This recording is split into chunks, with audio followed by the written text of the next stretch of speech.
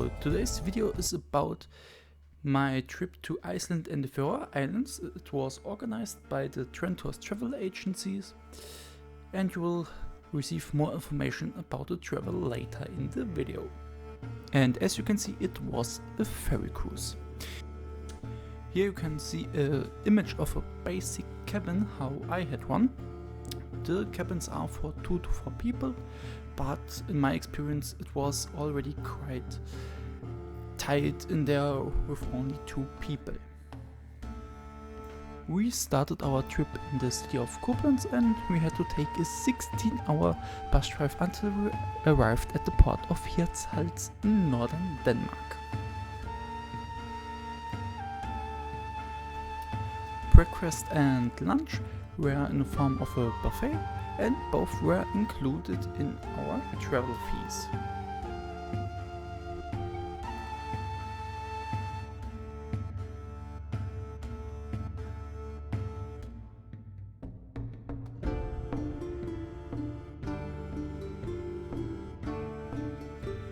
Because of the route the Norway is driving on, you had the possibility to have a closer look at the Norwegian coast. Especially in the evening you could see the coast, and at night you could see all the wonderful lights. On the second day of our travel I decided to rent out a hot tub, which costs around 23 euros. In the afternoon we had the opportunity to have a closer look at the Scottish coast. It was quite nice despite having to deal with a lot of wind. On the third day we arrived in Tórshavn, the capital of the Faroe Islands. At the harbour we boarded a bus and went for a trip around the islands, where we had beautiful views and could enjoy the nature.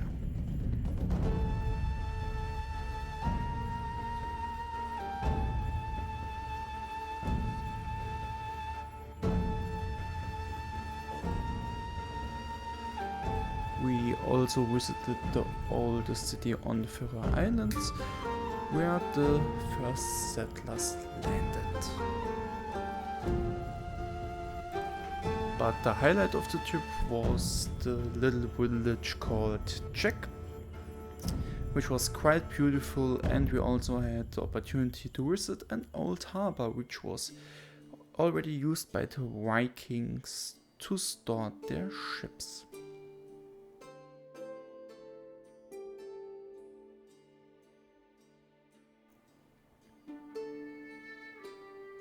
It also gave the opportunity to take beautiful pictures, and this was the place where I spent most of my time on this trip.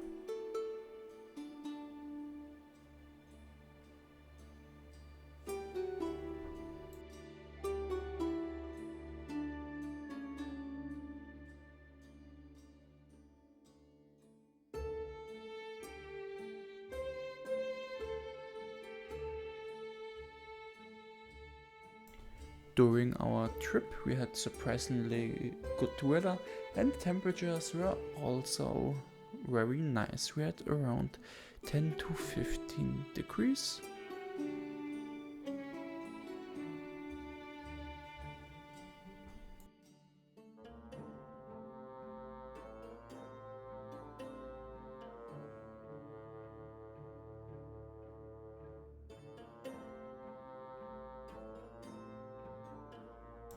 In Czech there's also an area designated for camping, so if you're camping interested, this may be for you.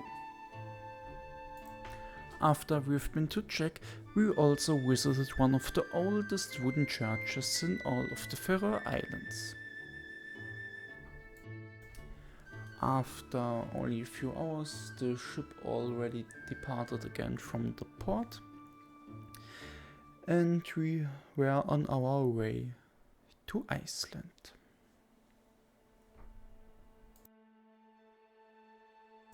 Now I want to tell you a little bit about this trip. This trip cost me around 1,000 euros, which is okay for a trip with this length. For the bus I also paid 50 euros per person for a seating reservation for the first row, but in my opinion this was worth, since we had a really nice view when we were driving around the Faroe Islands and Iceland. We were really lucky when it comes to the weather. At this time of the year you normally have to deal with rain or really strong clouds. We, the most of the times, had sunshine. What you also need to mention about this trip is the waves. The strongest waves we experienced were 4 meters tall. Normally at this time of the year we have to deal with waves of up to 8 meters high. What's really important about this trip is also that the weather changes the program, so depending on the weather you may have a different experience on the trip, since some things may not be possible to do. On the 4th day we finally arrived in Iceland.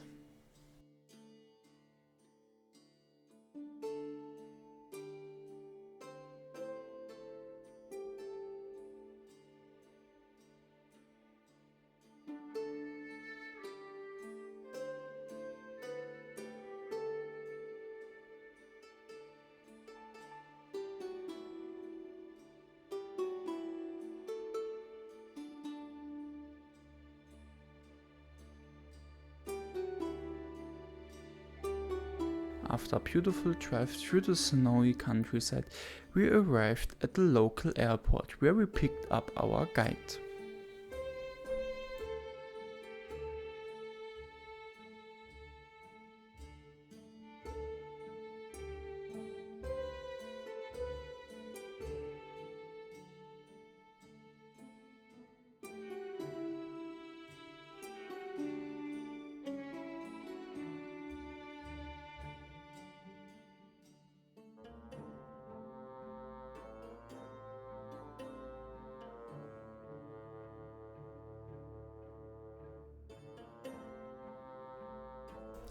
After arriving on the American continental plate, we had a beautiful view at an extinguished volcano.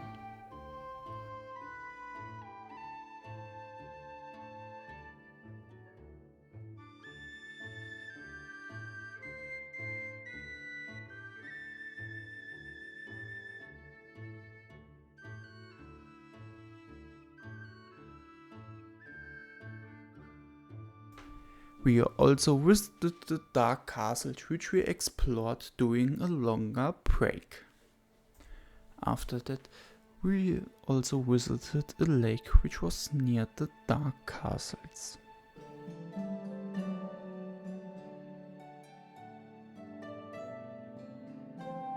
In the afternoon, we had the highlight of the day. We visited a hot spring for 1.5 hours. A warning to people which are sensitive to smell. There was a really strong sulfur smell at the hot springs, but normally this wouldn't be a problem since you get used to it really quickly. On our way back to the ship, we also visited the sulfur and mud springs, which were close to the hot spring.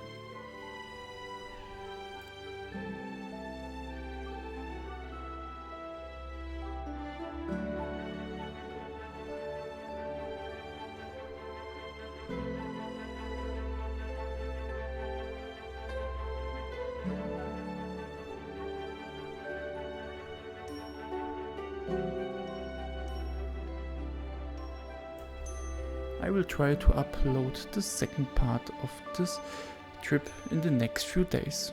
I hope you enjoyed the video so far, and I will see you then. Bye bye.